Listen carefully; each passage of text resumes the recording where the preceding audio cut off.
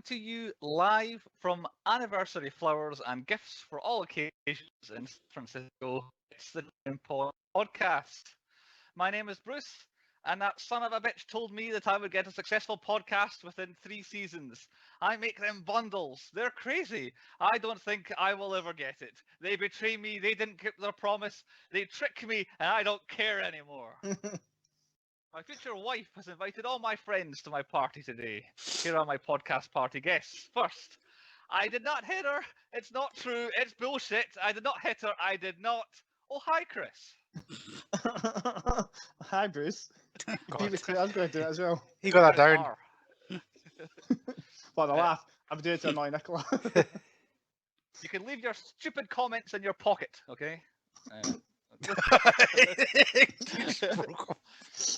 My second guest at my party here, he's just a little chicken. Cheep, cheep, cheep, cheep, cheep, cheep, cheep, cheep, cheep. It's Andy. You've actually broke Chris. He's gone. And Andy, as far as I'm concerned, you could drop off the earth, and that's a promise. All right, we are the 10 Point Podcast, coming to you on YouTube and any podcast app you can get anywhere in the world. Type in 10 Point Podcast and you will find us. Our YouTube channel is 10 Point Podcast over on YouTube as well. Hopefully the video works this week and you can see us in all the different colours of the spectrum that we're in at the moment, being all friendly and happy. Give us a like, a subscribe, a thumbs up, a thumbs down, whether you do or don't like what we do. We want some sort of feedback, so do that. You can get in touch with us on social media channels. He's on gone. Facebook and on Twitter. We are 10 Point Podcast on those as well. That's all letters, no numbers there. And 10pointpodcast.com for everything that we do, which includes the podcast, the videos, and articles and reviews and all that sort of stuff. Podcast awards that I've forgotten the name of. Once again, you Pointies. can vote for us.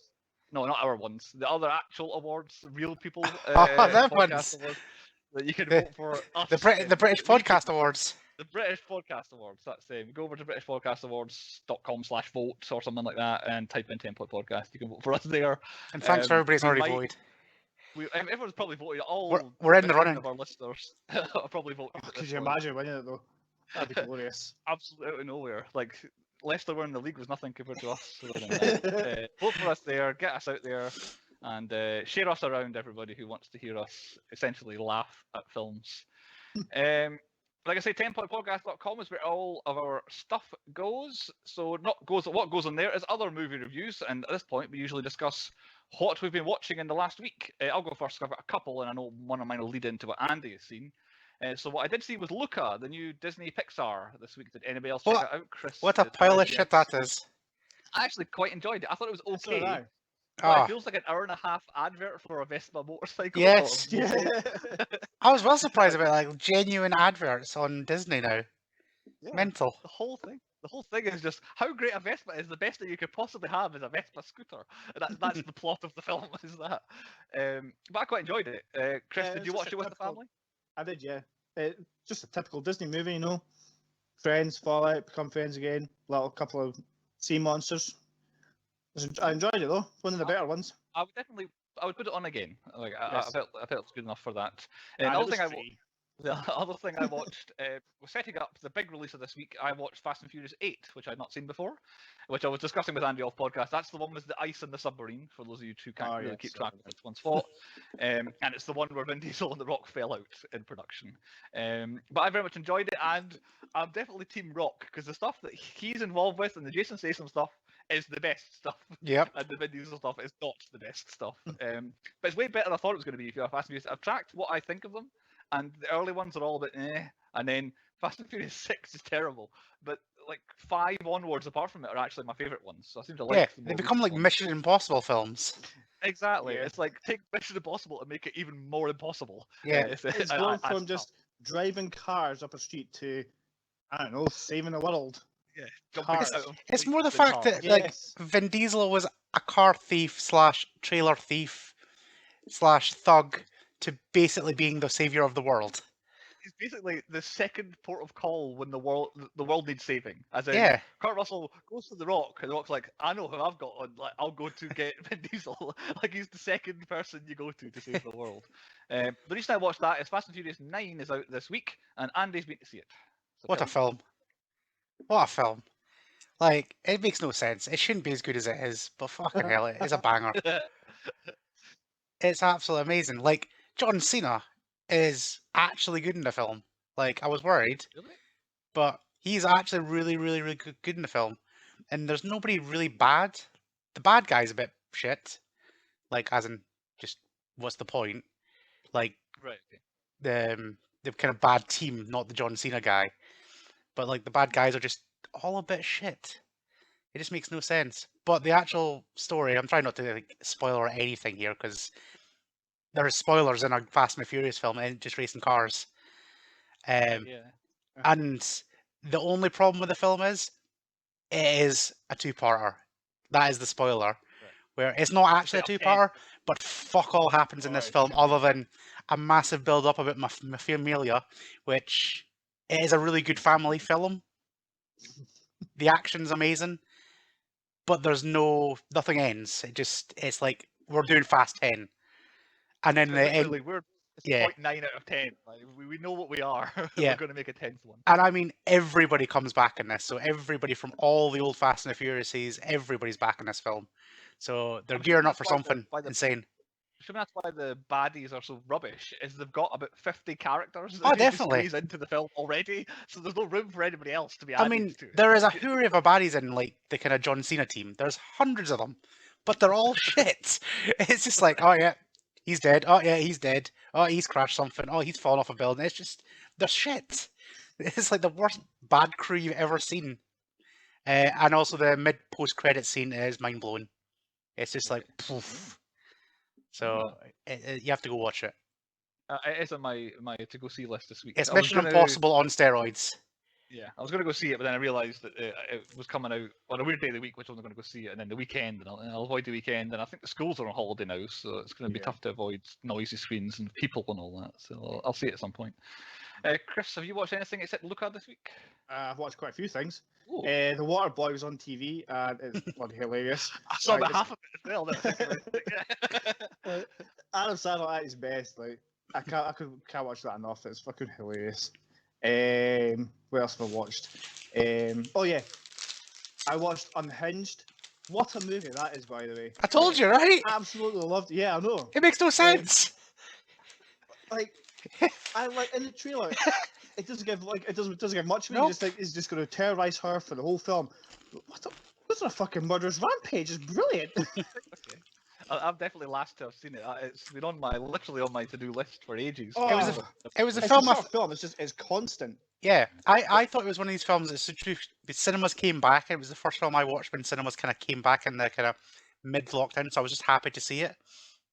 But yeah, rewatching it, it still holds up. It's just a film that shouldn't be as good as it is, but it is. Cool. Yeah, so that's what I watched. Too. But I recommend that you get it watched as soon as you can.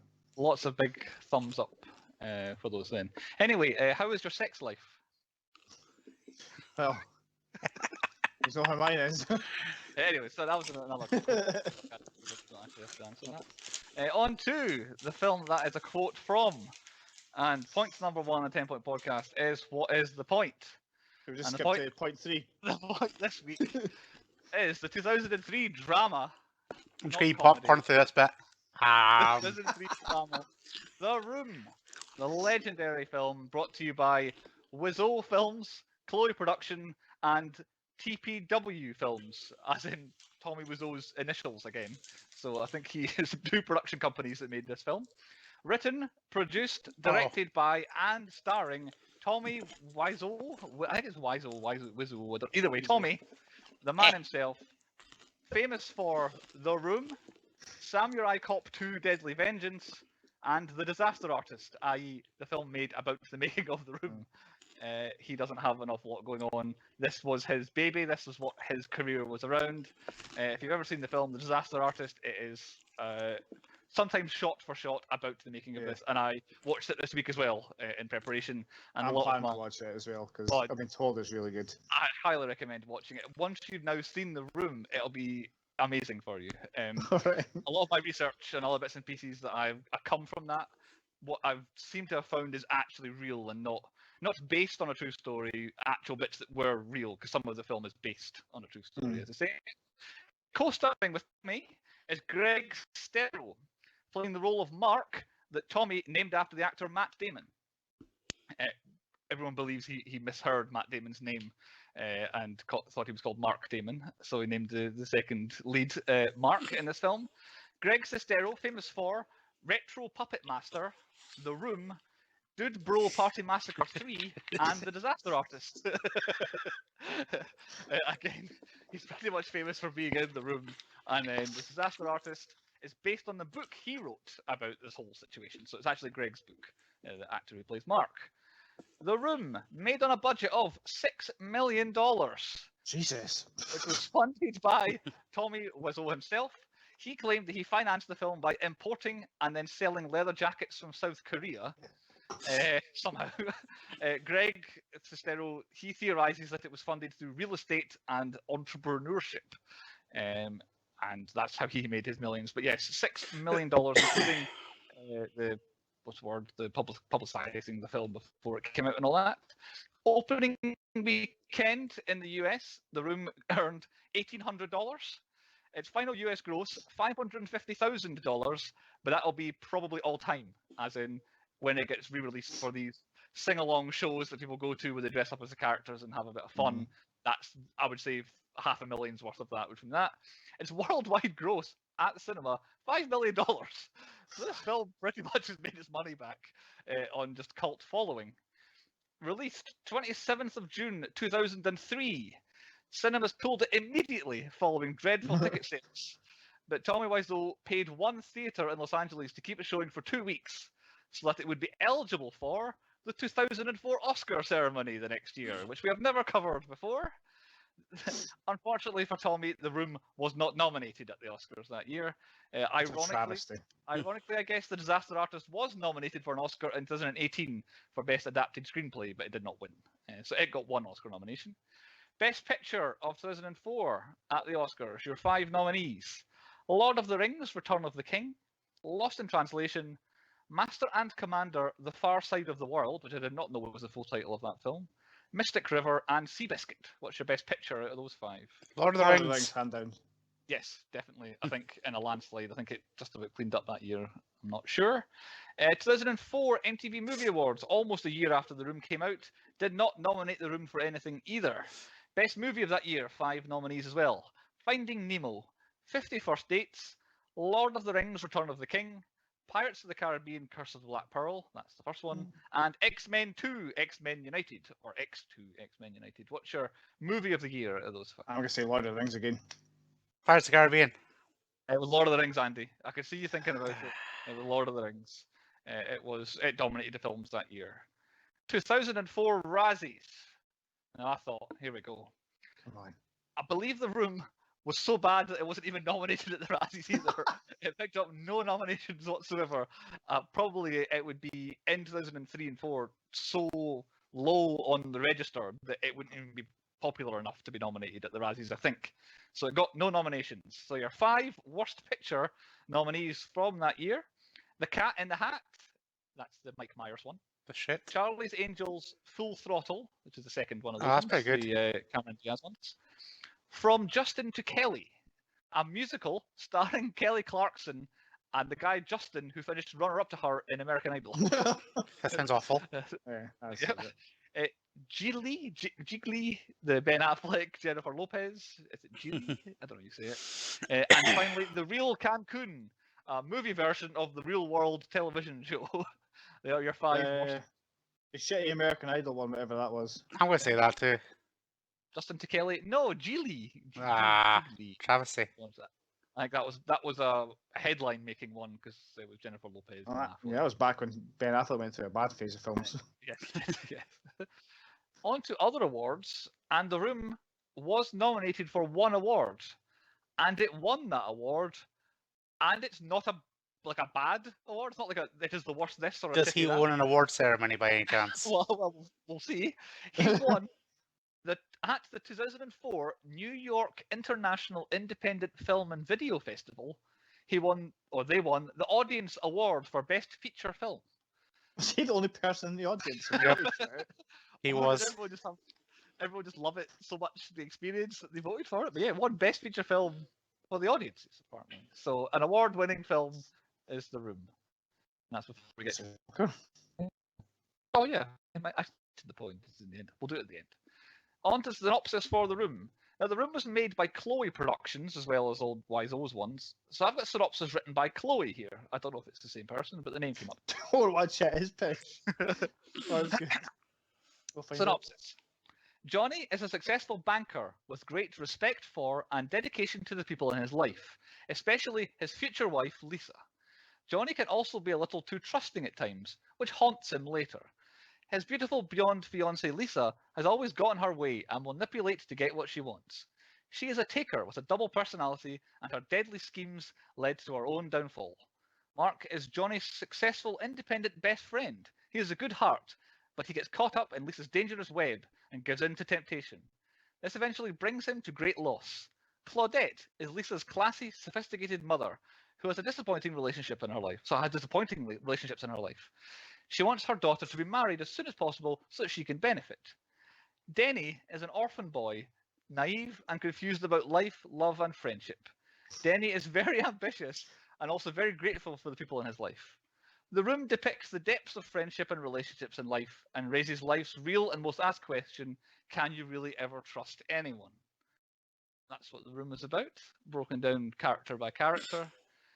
I picked this film because it is the worst film ever made by reputation, but it has a massive cult following, and I get a bit of a kick out of it because of how bad it is. And about 10 phrases from it have entered my kind of, I don't know, lexicon that I use in daily life. And it was my theory that neither of the lads had seen it before. Is that true? Yes. I've never seen it. Had you seen Disaster Artist, Andy? I watched half of it and then thought this is a pile of shit because I love Seth Rogen and the Francos and all that. And I'm like, I didn't get what's going on, so I stopped watching that because it was pish. Yeah. Now you know what's going on.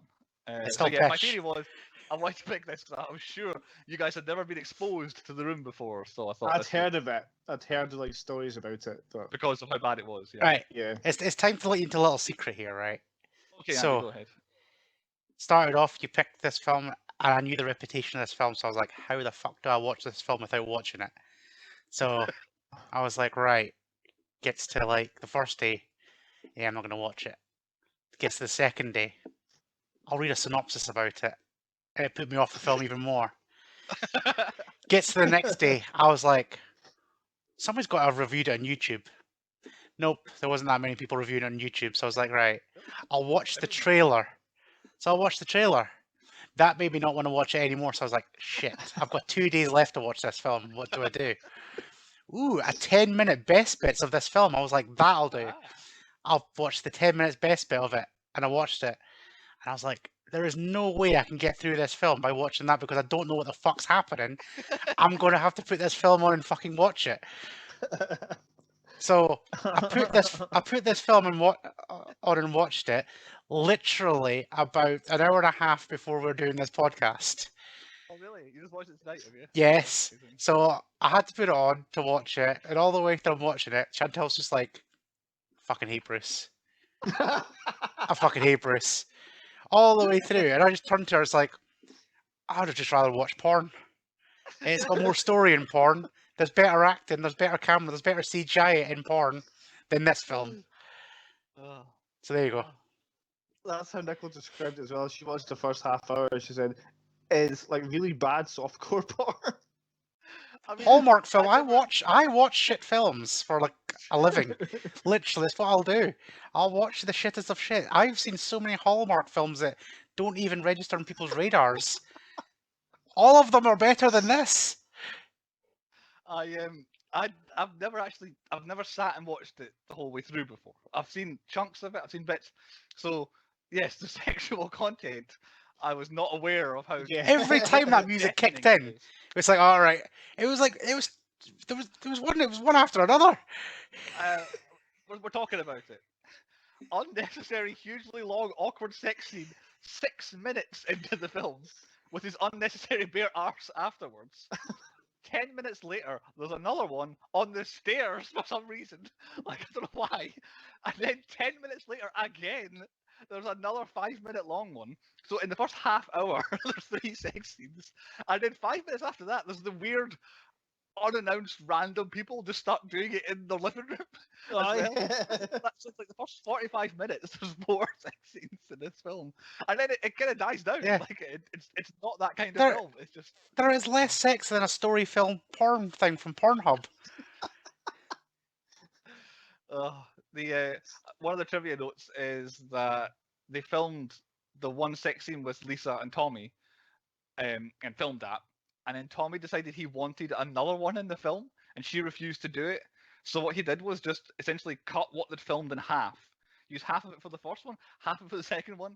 So she filmed this one sex scene, and they used every single minute that the recording of this scene is in the film, and it's like 6 minutes worth. You could of see, this like, it's literally, this is why he's made the film. He's like, I actually fancy her. I know what I'm going to do. I'm going to make a film so that I can bang her. It's pretty much what he's done. He Right, definitely Me Too'd them before the Me Too'ing was a thing. well, exactly, yeah. We better start doing things officially though, because point 2 is I was going to mention that we should swap high and low around, but we'll stick to the normal format. Point 2 is the high points. Traditionally, the person who picked goes first, and I feel like I'm probably going to have the most, which is a loose term. So I'll start with my first one. I'm going to eat some popcorn. Use popcorn. 3.5 minutes into the film, after 3 lines of dialogue, Tommy's acting was so bad it made me laugh so hard I had to stop the film because I was in pain laughing at how bad he was. He said 3 sentences. It wasn't him. It was the way like Denny came in, opened the door, just stood there. Oh hi everybody. Yeah. And then goes your house. Yeah, the first scene, you're dropped right in. You know what? This is a bad film. The first scene, it's the awkward pauses between them talking and all that as well. But no, his acting, it is like he is not in a lot of the film, and I'm pining for him to come back because he is the most entertaining thing on the screen because he is just such an enigma and a unique individual. I want him back to enjoy what he's doing. I don't know what he's doing, but I want him to do more of it. And just his delivery. The "Oh hi Mark" line where it's completely just out of context. The scene is behind Chris with the "You're tearing me apart." His acting is just phenomenal. And then Chris has done it a few times tonight, constantly laughing, going all the time, just permanently. enough.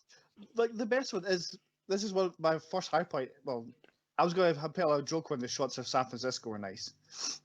But yeah, Mark for a tells the 1980s story camera about they a were. girl- like he tells a story about this girl getting beat up by like 12 guys and put in hospital, and Johnny just sits there going, "Nice story, Mark." Yeah, it's a horrible story.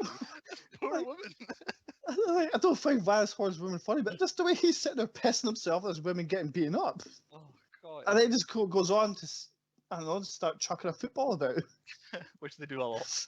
Yeah. My second high point is what I've got behind me is the flower shop scene. It seems to have been acted at 1,000 miles an hour with no pauses whatsoever. The high points being him saying hello and asking for flowers essentially as he comes in the door. Like the dubbing is so bad and off what a natural scene would be. The woman saying, "Oh, I didn't know it was you, Johnny," which is like, again, he's the most unique individual on the planet. And then "You're my favorite customer," and then "Oh, hi, doggy," as he leaves. As well. That is my Yeah. But the whole that is my one and only high point right there. The doggy. He's the best actor in the film. That dog just looks so like, yep, I'm good. The trivia on him is that's an actual shop, and that was a flower shop with the person who ran the flower shop. They're not actors, obviously. They didn't realize it was a real dog because the dog was sat there so perfectly still. 'Cause it's such an old dog until it just randomly moved. And allegedly, that's the first that Tommy realized it was a real dog was filming the scene, and that's why I said, "Oh, hi, doggy," because he thought it was like a stuffed toy that had been sitting there the entire time. This old dog just sat on the. So yeah, he's the best actor. That's my one and only high point. You stole from me. I didn't expect you to have a lot anyway. I've got like one more high point. It's just like It's very quotable film. Like you've just did that one there. The whole I didn't recognise you, Johnny. Blah blah blah. You're my favourite customer. I was like, it can't be that from my favourite customer if you didn't recognise him. The best one is when he's in the bathroom. Yep. Coming at Johnny in a few minutes, bitch. In a few minutes, bitch. Again, it doesn't feel natural at all. Comes out of nowhere. That is the single hardest I laughed because I don't think I'd seen that bit before, and it just caught me completely off guard. It was. You've mentioned the other two. Leave your stupid comments in your pocket. Mark has got some fucking stinkers.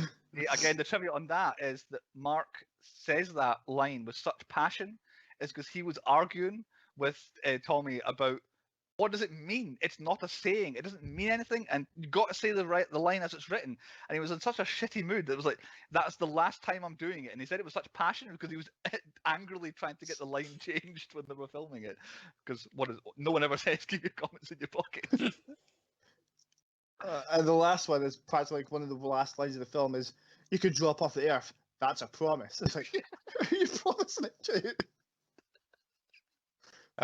It's just full of like so many random like sayings. It just doesn't make any sense. Yeah.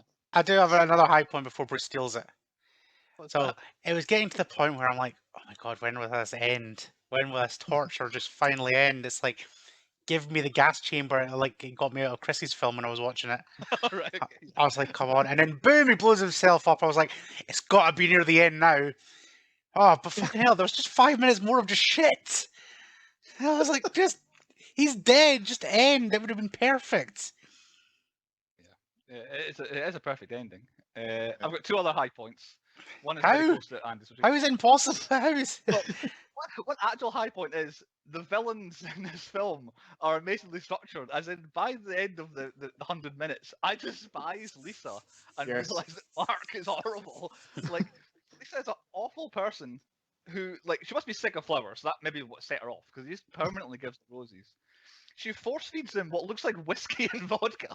Oh, like what well, in America it's called Scotch, so it's like Scotchka. Gotcha. Like, for his first drink, I'm surprised he didn't die. Yeah.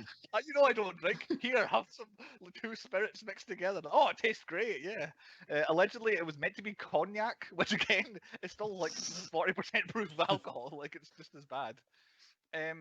Lisa tells everybody in the film that she doesn't love Johnny and wants to leave him without actually telling Johnny at any point. Like it's everybody else knows, so she's keeping that from him.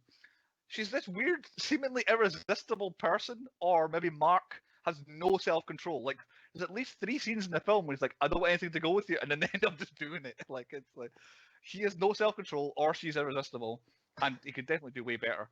And then his full-on heel turn at his birthday party, where the two of them is like making out in the middle of his birthday party. And it's like, these people are awful. So my high point is how awfully bad and evil the villains are in this film. Right, I've got to stop you. Got some breaking news. What's that? Vin Diesel will film the Fast and Furious 10 and 11 back to back, and it will be these last 2 of the main Fast and Furious franchise. Finish on 11, though. They nice round number. There you go, breaking news. I zoned out when you were talking about something. I don't know where we were. Well, I come to my last high point, which you. Oh my god, there's some more! His casual destroying of the house is incredible. Well, that's because you can tell that they can't break anything properly because they have to refilm it. Yeah. Pull the drawers out quietly and slowly. Yeah. The TV was spectacular. Where he gets the TV, he's like, "Whoop, okay, that's an empty box," and just throws it. It was incredible. And then the absolute perfect bit where he lifts up the box that has the gun in it, but the lid is accidentally opened, so he closes the lid to then open it again. And then blows his brains out, which is a lovely finish to the film. It's perfect. Okay, on to low points then. Andy, what have you been waiting for? Right, well, we've discussed the amount of really rubbish porn in this film, but the one that takes the biscuit is the weird devil's three-way that the 18-year-old kid just wants to seemingly join in on. Yeah, that's my first point, is how creepy Derry is, straight away. Yeah. Like, Johnny goes, I'm going to go take a nap. Oh, I'm going to join you. Yeah, like, everybody knows. Everybody knows. I'll be joining him. But he goes in and just starts... into a pillow fight. Yeah, he just starts into a pillow fight, but then jumps on top of them all. It's like, I feel like they've definitely banged before as a group. Right. That was the vibe I was getting. And then, once again, he seems like he's just turned 18. Yeah. So we've definitely once again touched on some kind of like he's definitely grooming that kid. He's paid the kid. He's sent him money. He's definitely grooming him. Yeah. The apparently Tommy gave the character a mental disorder, but didn't tell the actor that this character had a mental disorder, which is why he's kind of weird. And then was very vague about how old he was supposed to be. Like, it didn't actually give him an age. But you say it seems like he's a child in this film, but he's also just turned 18, like they say at some point as well. And my other one awkward Denny note is that there's a scene where him and Lisa come into the room, everybody else leaves, and Denny just sits on the floor, and then 1 minute later gets up off the floor and walks out. It's like every seat in the room was empty. Nobody else is in there, and he sits on the floor and then just gets back up again and leaves. It just feels like he likes to watch them do it. Yeah. Yep. That's comes in, definitely "Can I kiss you, established. Lisa?" No. Oh, I didn't want to anyway. And then he tells Johnny he loves her, Yeah. and Johnny's just like, "Oh, cool, man." And he's like, "Actually, no, I don't love her. I love Elizabeth instead." Yeah. Which like brings me on to That- my next low point is like everybody just constantly changes their minds. Yeah. I swear Mark's got amnesia. Because he's just like, he keeps going like, what was it? Lisa Keel calls him darling, like, oh, he loves her, blah, blah, blah. And he goes, and he sits down, why are you doing this, Lisa? What are you doing? Why are you trying to be all like sexified? And she goes, what do you think, lover boy? He's like, oh yeah, because we're in love. And then he starts fucking banging her. It's just, it just doesn't make any sense. Talking of things that don't make sense. The mum reveals she has breast cancer. Lisa doesn't seem to care. You'll be fine. And then that's it. It never ever once comes up in the film ever again. At all. It wasn't necessary for anything. It didn't set up anything. It didn't pay off anything. It's just one scene. In The Disaster Artist, it's presented that he told the actress that it's a twist. And she's like, what do you mean it's a twist? Oh, no one's expecting it. It's a twist. So that's what Tommy thinks a twist is. The mum has breast cancer in the first scene that we meet her. Low points. The Chris R fight on the rooftop. Denny has been buying drugs. Another storyline that's a one scene and done. Seems to exist purely to bring the gun into the film because that's only the scene the gun is in as well. They're having this weird fight on the rooftop where he's just swearing up a storm and he won't give him 5 minutes for whatever reason. And then the other four characters we've met all just randomly show up at the same time, going onto a rooftop for no reason to save him. And then we have the debate over what kind of drugs?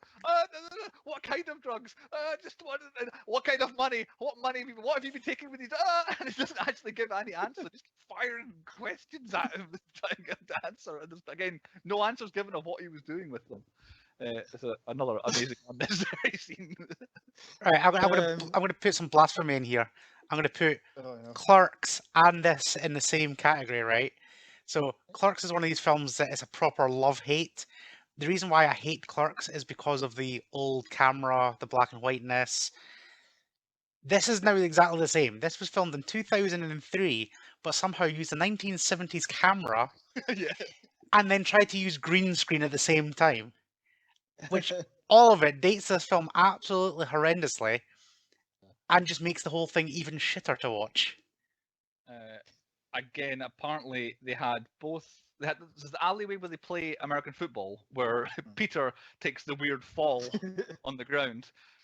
That they had that alleyway scene available to them, but Tommy didn't use that for the other alleyway scene, and they had an actual Los Angeles rooftop available to film on, but he didn't want to film on that either. He wanted to do the green screen because it's a proper Hollywood movie. We film on a Hollywood set. All the things that was actually available to him, he decided intentionally not to use, apparently, because he wanted to make a Hollywood. Speaking of the back alleyway, Johnny's just standing in an alleyway in one scene.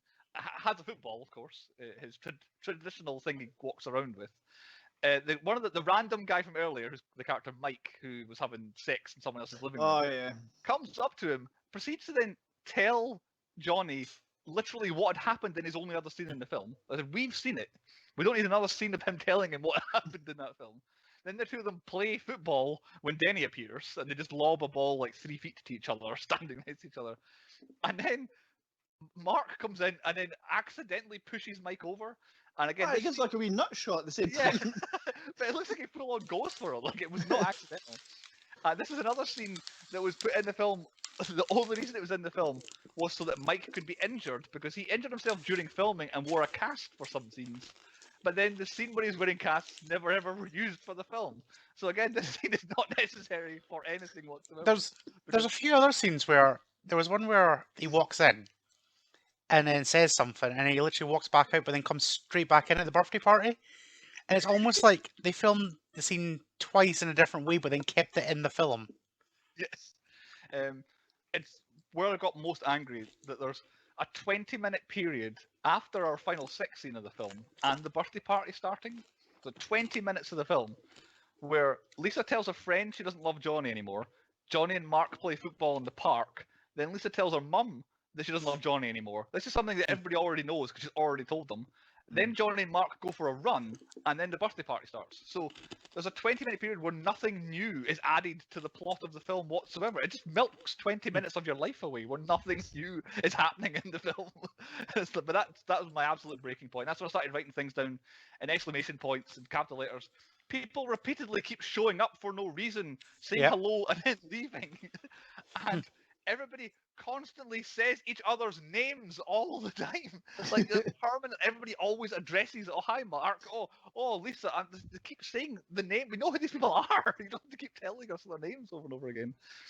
That was my wit's having a end. meltdown. Yep. Good, because I thought I was gonna lose it. I'm just letting everybody else melt down now. It's a joy, but it's tough.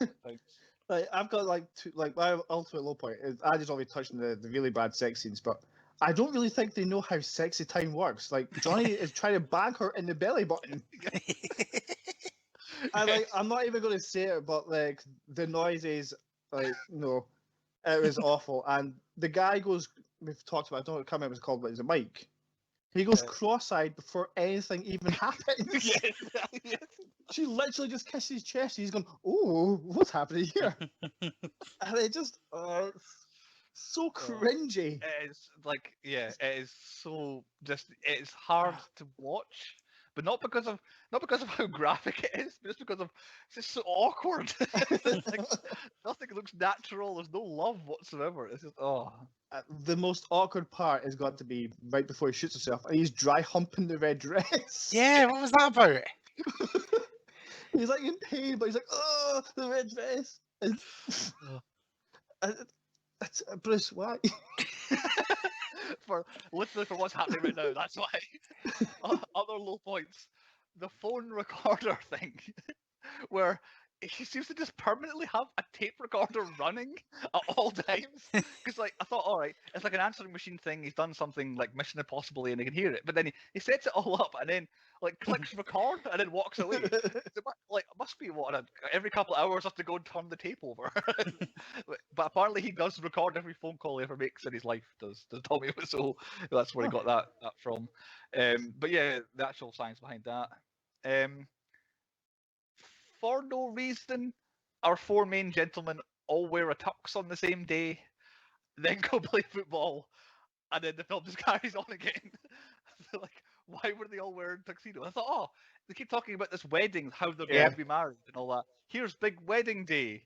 Nope, it's not that. It's just they're going to play football in an alleyway. That's what I thought it was. I thought it was the wedding day. It must have just been like tux try-on day or something like that. You would think it would be in a shop. Not they all separately go put them on, come to Tommy's house. I've done the 20 minutes. And then my last low point, randomly, some guy ends up at the party. His character is called Steven, apparently. He replaced... That guy in the white shirt?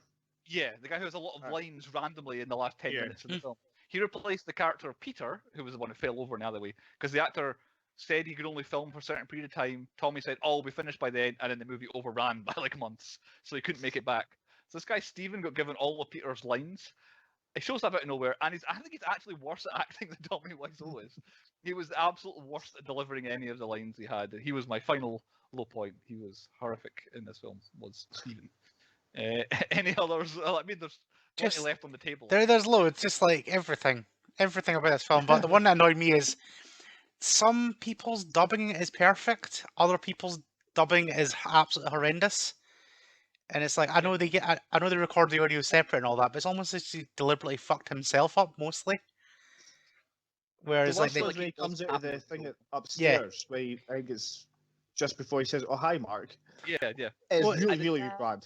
well, it's yeah. even I- that. It's even almost like like he's changed his own lines. So it's like, oh, actually, my lips kind of look like they're saying that. I shall say this thing as well. Because there's one time where his lips are not even moving. He just says something. yeah. It is like he's heard himself back, and he's like, "I don't sound right at all. I need to redub everything." The reputation is that well, he in the Disaster Artist, he claims that he's from uh, New Orleans, the Bayou, Louisiana. He keeps saying, and there's a bit of argument about whether that's true or not. But yeah, he claims to be American, and he is from Louisiana, is where his accent is. Yeah. But you can make up your own mind, I guess, on that. And yeah, it seems like some actors are fine, and he's dubbed over his own language in some scenes and gains bits. Any other low points that you want to mention? There's plenty of them. I don't know. I'm choking on popcorn at the moment. It's trying to end me. No, we'll keep going for hours if we keep talking about low They points. might come up as we go on. So Yeah. So point 4 is our statistics, our stats. I was eating popcorn. I thought I heard a shit. You did, Chris. There were only 2, and there were 15 other swears, so 17 in total. 2 of them were shits. For the first hour and a quarter, all swearing was done on the roof. The majority of which was Chris R. When he there's no swearing in the film at all until Chris R. threatens Denny, and then he's like every second word is an F bomb from him. And then there's a couple other ones later on, but for some reason that rooftop is where all the swearing happens up there. So 17 in total, 2 shits in there. Andy, were you aware of any shits? No. Well, other than the whole film, which was an easy joke to make, It was very easy. Yeah. I'm pretty sure that he's got a wiping problem. Explain. I don't really think I have to. There's a couple of scenes where his arse is out there. Right. Okay. It's it's a wee bit of the wrong colour around that area. Maybe he's just got a hairy asshole. Well, I didn't really want to investigate too much, but it was just there. I've got a 60-inch TV right in front of me, and I was just like, there's definitely stainage going on down there. He did shoot himself, so it may have happened then. He definitely shit himself. That's the thing. Chris is gone. That's why we were moving away from him, I think, in the room. I broke Chris. Explosions, 0. Deaths, just the 1. Just Johnny at the end. I think I died a little. Well, yes. Yeah, the death of all cinema. Yeah. The death of the 10-point podcast. Like I thought up until this film that the one-eyed snake was the one-eyed monster was the worst film I've ever seen, starring Ron Jeremy and Amber Benson. It's a contest now, is it? Well, like I need to go and finish that film now because I deliberately turned that off. This film wouldn't have made it more than 10 minutes after that first sex scene. This would have been off if it wasn't for this podcast. It would have been off. We're all very lucky that you made it through. Yeah, there are so many stats for this film. There are 20 scenes in the room, which I believe is the living room. Again, it's another one of these vague things that he never actually explained what the room was, but many believe because originally he wrote a play, nobody would put it on for him, so he turned the story into a novel. Nobody would publish it, so then he made it into a movie and then made it himself. So we believe the room is the living room. 20 scenes there were. Sex scenes add up to 10 minutes worth of the film, as in 10% of the runtime is sex scenes. Yeah, like I said, pornos have got less sex in this film. 9 times does someone say "oh hi," 7 times someone says "oh hey," 9 times people say "don't worry," which is another reason why everyone keeps changing their mind and all that stuff, because everyone keeps saying "don't worry." Mark and Johnny are called best friends 7 times in the film. And again, back on the sex, Johnny at one point says, "we didn't make love in a while," which is when he's worrying about his relationship. In the film, that is less than 20 minutes since he had sex. In real time, probably at most 3 days since they did it. So that must be a real drought for him. The character of Johnny is by far the main character, as I think, I was trying to keep track of it, I think he is at least mentioned in every single scene. There's not a scene goes past where they don't mention him. However, he's only on screen for 40 minutes, so there's an hour of the room doesn't have Johnny on screen for, which is that death's the series of scenes where Lisa has, where she's talking about how she hates Johnny and all this sort of stuff, it just milks your soul of all energy you have. Best friends Mark and Johnny don't speak until 38 minutes into the movie. One more Because they're all stat. busy banging all the time. Well, exactly. Yeah. One more stat. Well, a fact. They furnished the room, and set designers and all that said it looks too sparse. It doesn't look like a real room. So Johnny gave people, the production team, go out and buy frames and all this sort of stuff to put around to make it look like a house. So they came out with a whole bunch of picture frames, but Tommy Wiseau wouldn't give them enough time to put pictures in them. So every picture frame on the set has like the default picture that you find in the shop, several of which are spoons. And apparently in the film there are 38 shots of picture frames with just spoons in them. Right. And at the sing-along shows, everyone goes to watch it when they put it on. Everyone throws spoons at the screen whenever you see a spoon and all that. So 38 times do you see a spoon in a picture frame in the film. And my final trivia note, did they say the thing in this film? Did they say the room? No. They didn't. Weirdly, the room is never said, which is quite an easy thing to accidentally slip into conversation. But yeah, they never say the room at any point. Chris, any stats? I counted 31 of Johnny's. Oh, Chris is going to do I that in also everything now. counted- I can't stop. I just do it to purposely wind up Nickel there, but I can't stop him. Sorry. And they threw the football 37 times.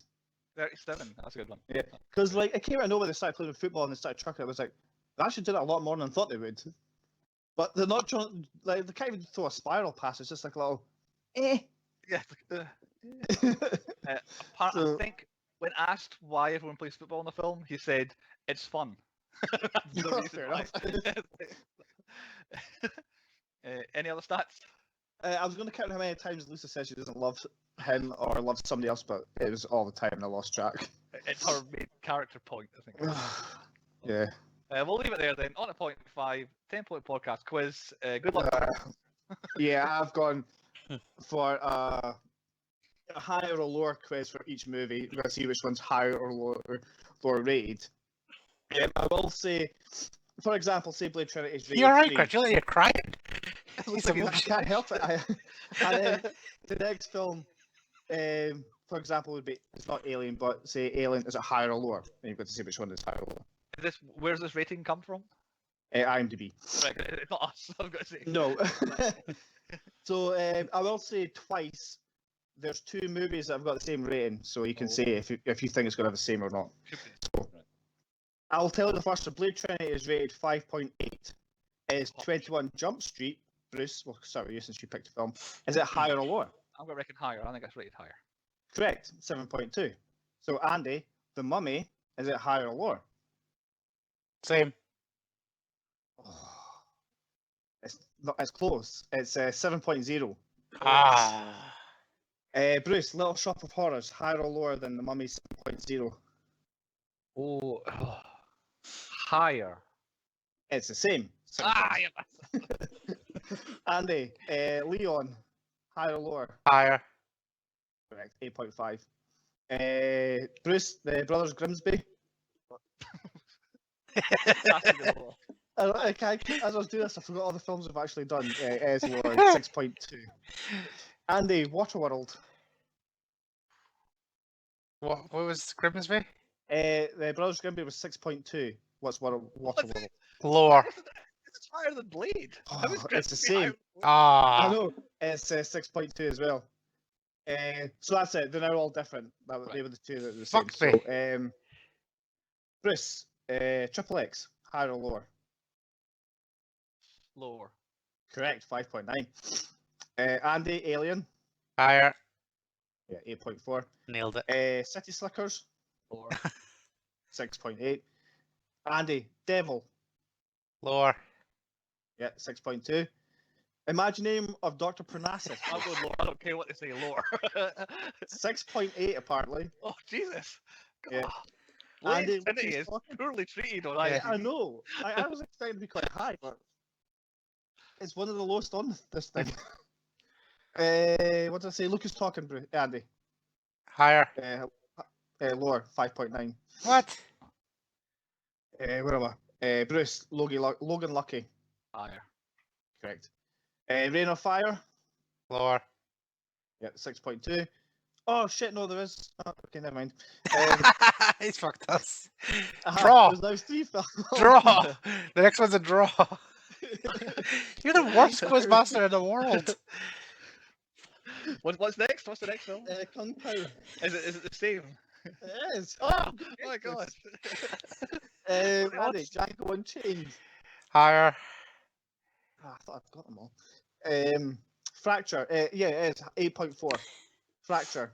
Definitely lower. Higher or lower? Yeah, 7.2. Goonies. Ooh, it's gonna be higher. Yes, 7.8. And finally, The Room. Oh, lower. I know it. It's a 3.7. It's I know it.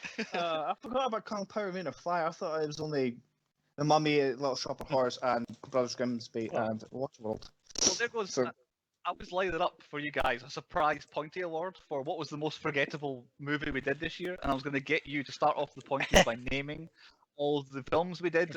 Chris did it all for us. Like that, one a turn. I know Chris has just done it. So there goes that Pointy Award. Oh, I've got to forget again. I keep forgetting about Devil. Yeah, I'd have forgotten it. Yeah, there's a couple I'd forgotten about in there. But very good. That was. It's been a forgettable season in all fairness. We're in this bullshit. There's been some highs and some definite lows. I'll give you that one. On the 0.6, I think, unless I missed a point out. 0.6, movies within movies. Very, very tough for me here. But I do have explanations of all of them here. The Graduate, because at one point Mark says, "You're trying to seduce me," as in paraphrasing the famous line from The Graduate. Rebel Without a Cause is literally in this film, because the "you're tearing me apart" is an absolute rip and lift from Rebel Without a Cause that Tommy Wiseau loved and put it into his own film. Rocky, he runs through the city, exercise-wise. Citizen Kane, which I believe he's ripping off when he destroys the house. That happens in Citizen Kane as well, a bit more energy about it. And then I've put The Disaster Artist, because obviously The Disaster Artist was made of this film and includes scenes from this film. Chris, what have you got for movies within movies? I'd be very surprised if anybody has been in anything else. Yeah, This film has ruined a career.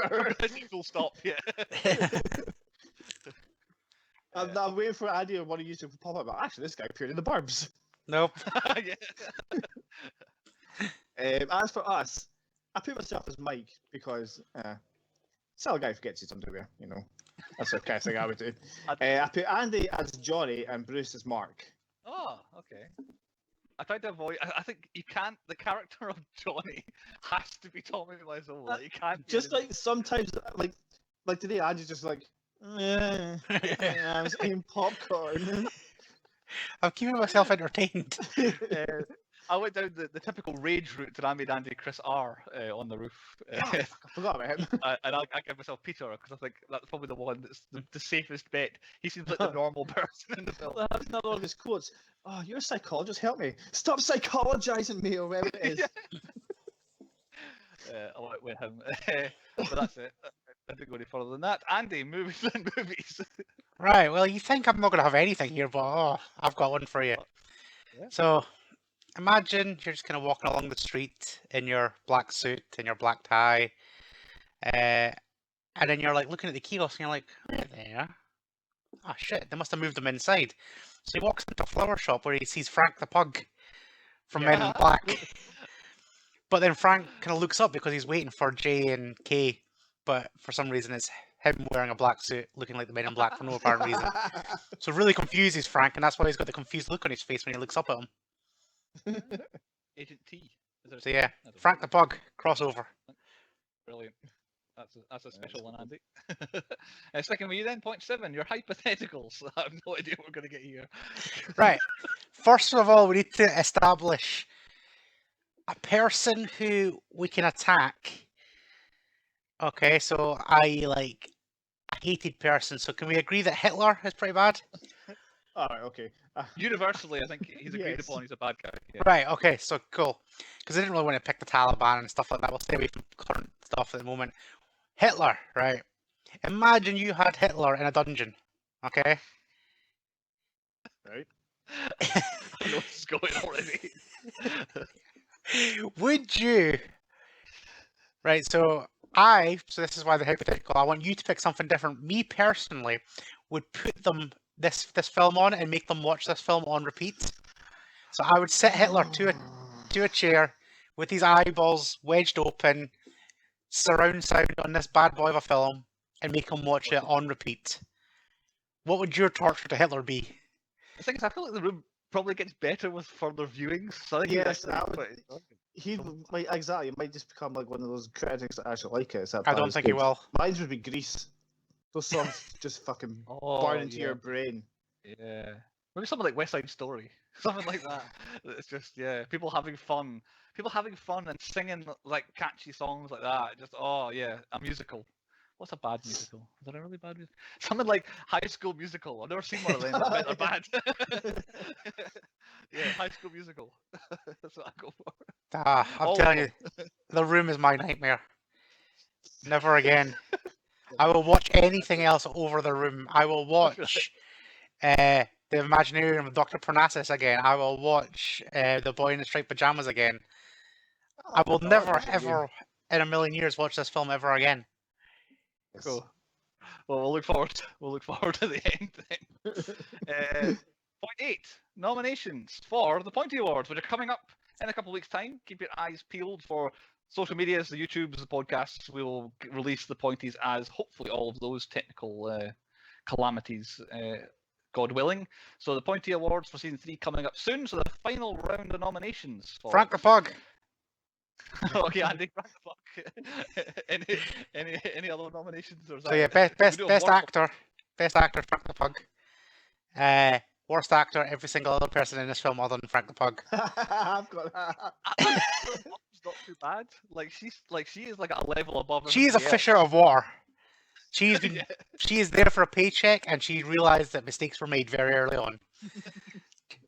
But yeah, so the best inanimate object is the handgun because it finally puts me out of my misery. Right, good. And just everything else is any negative category we have. So like worst green screen, worst this, worst that. Just everything else is in. Going worst sets. I Yeah, very much worst sets. enjoyed Definitely going worst through sets. how you can see it wasn't a staircase in the corner, and at one point, I think Denny is standing where the stairs should be, and you can see that there's no Yeah. stairs there. But yeah, Yeah. definitely not Yeah. best sets in this one. This is this worst sets, worst sex, worst everything. Yeah, I was gonna put that worst use of sex. Yeah. I think don't it wins. that's a category. I don't think we've had that before, so it wins. Well, I don't know because we can add it into the fracture as well. That right in the opening, I think Andy said. Oh yeah. weird- Yeah, that started off with a porking scene straight away, and this almost did, but then it just went too long. Every single one of them. It's like all of them. Chris, have you get any other nominations? Well, my best villain is Lisa because I couldn't stand the sight of her after a while. She's just a horrible human being.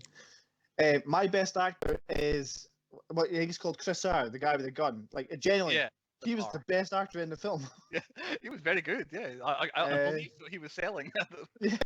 Apart from him thinking, he thinks about something and he goes, "I want my money." Yeah, he thought about kind of wait 5 minutes for it, and he couldn't. That's what he thought. I think he was I waiting. agree with. Do I have to do this scene to get my money? Mistakes have been made.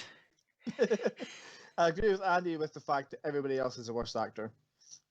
I'm clutching, but the best twist is the fact that Johnny shoots himself and not Lisa or Mark. I actually hadn't thought about that as being a twist. Yeah, it does have a twist ending. I've forgotten about that. Yeah. Not his actual intention, but that's what he ended up with. No, he also humps a dress. So. That was a good twist. That's no. Well, use that as the best inanimate object. No. With the dress. Worst Dry, plan. dry humping. Fake- Best inanimate object. Faking a pregnancy to make things interesting. I want to see the storyline about the 20th. We're expecting, like, again, out of nowhere. The two of them haven't spoken for about half the film, and they're expecting. Oh, God. Again, I'm clutching. The best fight was Johnny and Mark's fight to the death at the party. I think he accidentally pushed him into the door at one point. Yeah. Like, there was a Get full-on- away, motherfucker! That was the other one. It just that came like they did that scene and they came back and they started fighting again, almost like they hadn't done the first fight. I think Mark had amnesia because he forgot about the times he pumped Lisa. Like when this is going back when Joy is dying or dead, he goes, "This will never happen, Lisa. I never love you." And then he goes, "Actually, I do love you. Come back." comes back. Oh, just another thing, just in case it's just me thinking overly creepily. You see when he's dead, right? And they're all kind of over the top of him, and then the kid that might be 18 might not be 18. Did any one of you think that he was going to diddle him? Because I did.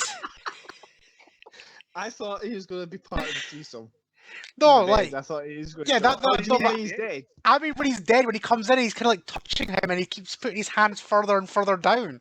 I was like, no, I can't go that way. And then luckily it didn't, but it was getting creepy. Yeah. That brings me back to my last one. Is I'm bringing back worst hair, Denny's. Yeah, that's because Johnny's has got spectacular hair. Oh yeah, his hair just added to his overall creepy persona.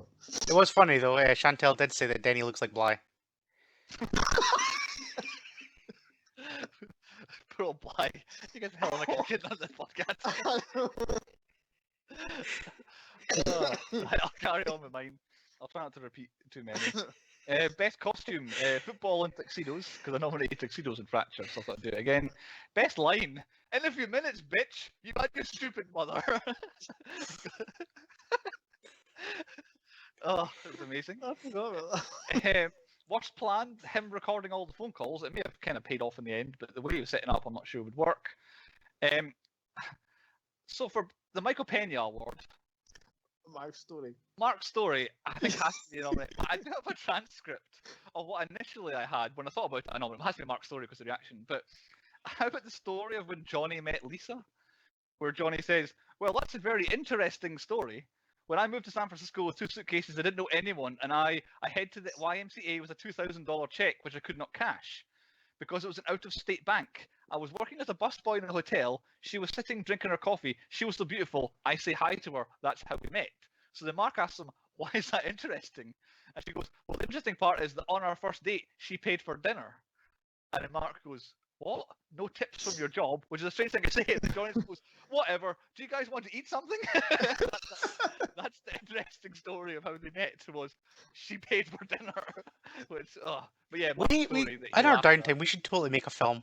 It'd be 1,000 times better than this. No, because you've made one. Well, you've made one that music video for Storm totally- the Gate. It totally And you worked. asked me to be in it, and I refused to do it because it looked like a piece of shit. It was still better than this. I say it's all relative. Yeah, it was actually. Next nominee, I keep complaining about kids, so I'm nominating Denny for best annoying kid. He might not qualify because he is over 18, I think. And so he I'm keeps wanting to nominating do him. Devil's Freeway. Right. Worst accent, Tommy Wiseau, because he's meant to be an American guy. Worst actor, of course, him. Best inanimate object, I went for the football. Best death is Johnny's. Worst twist, Oh, the what? mother has breast cancer because she was told it was a twist, which I don't know. Best scene is the flower shop. Worst supporting character, I went for Denny. Is Johnny the worst father figure? I can't tell. He might actually be a good father figure, unless, as Andy keeps saying, there's some Nope. diddling going on. He was He might diddling. be also. So he's nominated worst father figure. Best hair, Tommy. Best villain, or as Andy said, best bell end. I'm going to go Lisa. And then I'm going to go most underused. Tommy Wiseau is the best thing in this film. He entertains the hell out of me, and he's only on the screen for 40 minutes. I want more of Tommy in this film, so he's most underused, and that's my final nominee. You have to say it's the bits he's in are better. Nope. Like the worst, which makes them better. Nope. Anyway, point 9. Moral of the story. Chris, why don't you give us your moral of the story? Well, my moral of the story was always carry a cassette with you because you never know when you need to record somebody talking about you. Or the actual thing is like, you can't trust anybody. Don't trust anyone at all. Yeah. and- GTA still to see Boston. What's your moral of the story? Bitches be crazy. A welcome return. And probably the most accurate, I think, yeah. My moral story in the form of haiku, Lisa is the worst, the absolute worst person, Johnny's a great guy. As in, I feel the actual moral story is how great Johnny is. Like, he's so great. He's so He's brilliant. for everybody. Yeah, he's amazing. What a great guy he is. You should definitely marry him. The whole film is about that. It's how great Johnny is. 10th point on the 10 Points podcast is the 10-point rating. We rate the movie out of 10. My selection, so I go first. It's Fucking here we go. A horribly, 10 out of 10. awfully bad. But it makes me laugh too much to give it a 1, so I'm giving it a 2. Because What? It made me laugh so much. I mean, like Jade took about 10 photographs of me like crying laughing when I was watching this film. That's how much it made me laugh. So I'm going 2. It gave me too much joy to give it a 1. Andy, how about you next? Chris looks like he's like heartbroken here. Yeah. Right. It's a simple one. It's a 1. It's the worst film I have ever seen, and I have seen some horrendous shit. Especially this season. Chris, um, let me ask, are you giving it? Jesus titty fucking Christ, Bruce. He's crying. I would rather, like, I just wanted to touch this. I would rather watch the Imaginarium of Dr. Parnassus on repeat than watch this guff ever again. Fucking hell! Like, not even a bit of tittage saved it. They weren't even that good. Like, oh, I know. Well, such a tits. But like, it gets a 1. As being generous, it deserves fucking less than a 1. And like, I don't know how the reviews, people have reviews as it's so bad it's good. It's just bad. It's so bad it's bad. So a 1. I think it's so bad it entertains me. It's a travesty you've given it a 2 just to make it better than Imaginarium of Dr. It is better, Parnassus. but that's the thing. I would watch some of this again, but I will never once ever look at the Imaginarium of Dr. Parnassus ever. I'll again. never watch either one of them again. There you go. But yeah, I like honestly, I was hurting laughing at some bits, and it's not the intention of the film. I mean, But I got so much joy I'll- watching it. I hated this film, but I'll say this. I'll leave on a high note. It's got some funny gifs for memes. Yeah. Yes. Oh, so many, like pages of them. Like, there's so many. And usually, if it's good for memeing, it's normally okay. However, this is not okay, and it's shit, but it has some good memes. There we go. That's the final word on the room. Is and that's it. That's the end of season 3. We have done 20 films. We have now each all picked 20 films. So that is the finale. I don't have a theme. You don't have to guess it. My theme essentially was I've got to fill in some years we've not done before. So we have now covered every year since I was born. So we've done 85 through to not 2021 because we haven't done one from this year yet. But there's one on the horizon that I might be picking. Is it Fast 9? Not Fast 9. But yeah, so we're done. So the plan is that we're going to kick off with the viewer picks next season as well. So how it's going to work is we'll all pick a film, and the viewers pick a film, and we'll go in blocks of 4 instead of blocks of 3, and then we'll do 20 because 4 goes into 20 better. And also, if the technology works, what I'm going to do is every viewer pick we've ever had or mentioned from our listeners will go into a random machine. It's going to be like the lottery. And if you're watching us on YouTube, I'm going to do like a random thing, and it's going to spin around, and it's going to pop up, so we're going to not actually know until the podcast. So that should hopefully take a run out in the Pointy Awards when we find out what our first film is. Awesome. That's a great idea. So yes, we are going to start with a viewer one. So episode 1 of season 4 will be a viewer submission. We have a few, but if you haven't made it to the end of this, as I'm sure you have. They haven't. Well done. You deserve a medal.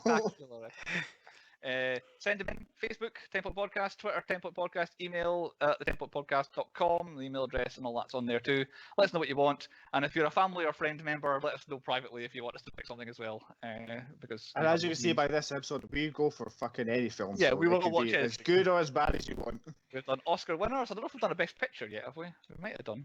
Was Fargo? No, Fargo wasn't, and Alien wasn't. They were the ones probably most likely. So we've done Oscar winners, and we've done Razzie winners, and we've done below Razzie winners. MTV Movie Awards. MTV Movie Awards somewhere in the middle. Done a lot of them. But yeah, the Pointy Awards for season 3 are next, so you all have 7 days to watch whatever the hell you like. Watch old episodes, like I will be, compiling the Pointy Awards. And we'll catch you in, actually I say 7 days, 14 days minimum. And we'll see you soon for the season 3 Pointy Awards.